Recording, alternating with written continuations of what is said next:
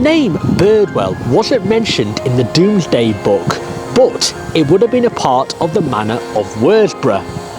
The name Birdwell didn't come into effect until the English Civil War period in the 1640s, specifically 1642.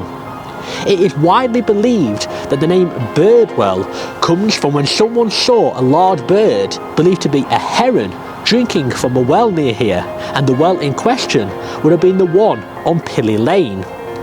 In the medieval era, there was evidence of ploughing using an old technique called ridge and furrows, as Birdwell's economy was largely agricultural. In the 1700s, however, there would have been a development of industry, and Birdwell's workforce was largely split not just between farming, but also between labourers and iron workers. Towards the end of the century, ironworking became a big part of South Yorkshire's economy. Iron ore and coal was being properly extracted from Birdwell, as well as from surrounding areas such as Tankersley. This prosperity brought with it a boom in housing and an influx of workers in the 1800s.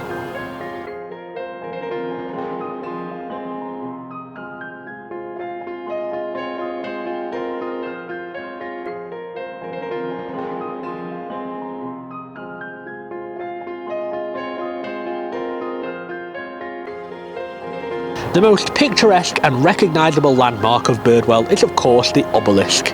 Made out of fine dressed sandstone, it is dated to 1775, having been built for William Wentworth, the 2nd Earl of Strafford, and inscribed on the front are the words Wentworth Castle, 3 miles. It was also struck by lightning in 1906.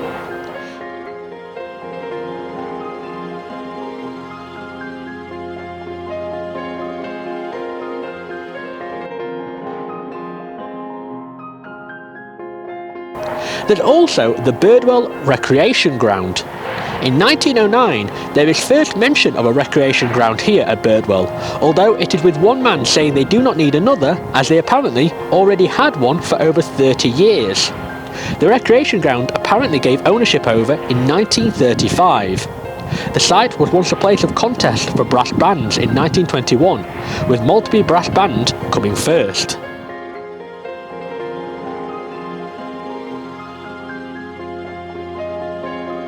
There was also the prominent Rockingham Colliery here in Birdwell too. Rockingham Colliery was sunk in 1873 and was owned by Newton and Chambers Company on land leased from the 6th Earl Fitzwilliam. It had means for coke production, and by the late 1880s the Rockingham Chemical Works were on site as well.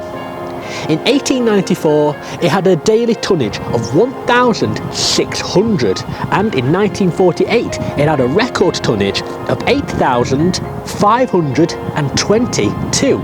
Really impressive.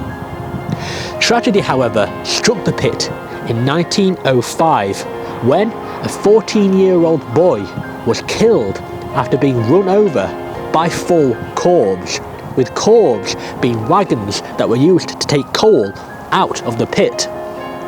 Ultimately, Rockingham Colliery was closed in 1979 after the National Coal Board decided it was not economic enough to stay open.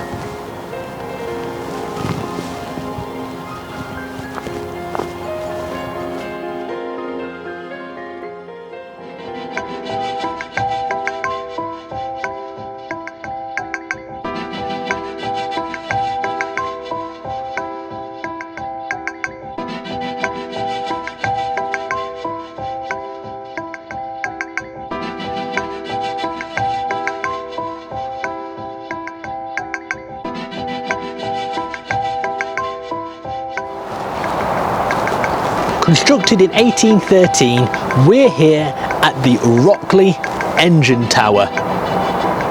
The Rockley Engine Tower used to house an engine to the design of Thomas Newcomen. Now, it is believed that Rockley comes from Ruck and Lear, meaning clearing, although some argue that it actually means rock meadow.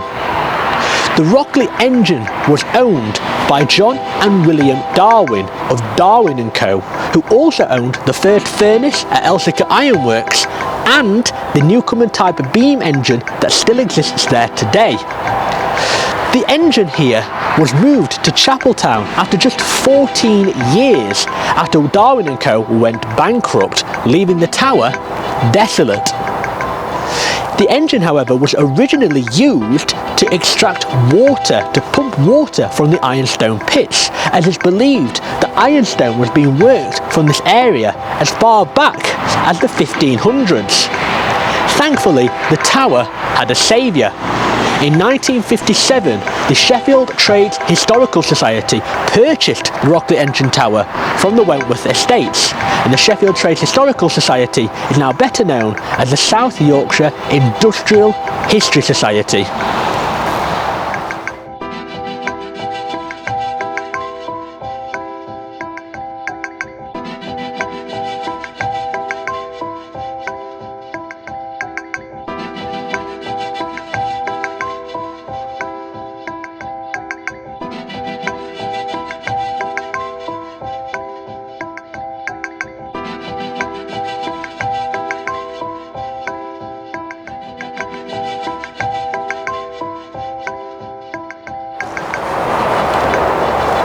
As you go for a little wander in the woods, you'll be greeted by this stone surprise. This here is the Rockley Blast Furnace. Now, the Rockley Blast Furnace was constructed in 1700 and was initially used to exploit the Tankersley seam of ironstone. You'll see we're in a wooded area, thus it must come as no surprise to us that the trees around where we are now would have been used as charcoal, as fuel to feed the furnace. It was also near the dike, which would have been useful for the water. A lot of industry had to be strategically placed as it needed to be near a lot of natural resources. The Rockley Blast Furnace fell into disuse after 1799. It was, however, purchased along with the Rockley Engine Tower in 1957, allowing some of the most surprising pieces of industrial heritage in this area to be preserved for generations to come.